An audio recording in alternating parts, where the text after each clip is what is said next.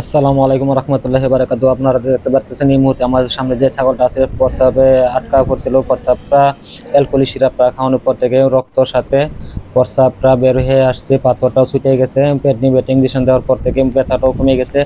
এই দেখেন, সরাসরি নিয়ে পেটের উপর দিয়ে এই অংশটা দিয়ে প্রস্রাবটা জমে গেছে, ব্লাডারটা ফেটে গেছে। ব্লাডারটা ফেটে যাওয়ার কারণে ব্লাড চলে আসছে। আর প্রস্রাবের রাস্তাটাও ক্লিয়ার করে দিলাম, তো সেখানে পাথর জমা ছিল, পাথরটা জমার কারণেও প্রস্রাবটা আটকে গেছিল, পেটটা ফুলে গেছিল। আর আপনারা কখনো শুকনা বুসি খাওয়াবেন না, শুকনা বুসি বাতে মারের সাথে খাওয়ানোর জন্য ধন্যবাদ চেষ্টা করবেন।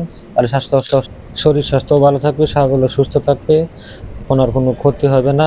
এই ছাগলটা শেষ পর্যায়ে আনার কারণে ছাগলটাকে বাঁচানো খুব কঠিন হয়ে গেছে। দেখতে পাচ্ছেন অনেক পরিমাণে রক্ত চলে গেছে ব্লাডটা ফেটে যাওয়ার কারণে। অ্যালকোহলিক সিরাপটা খাওয়ানোর পর দিয়েই 10 এখন প্রস্রাব ক্লিয়ার। ধন্যবাদ সবাইকে।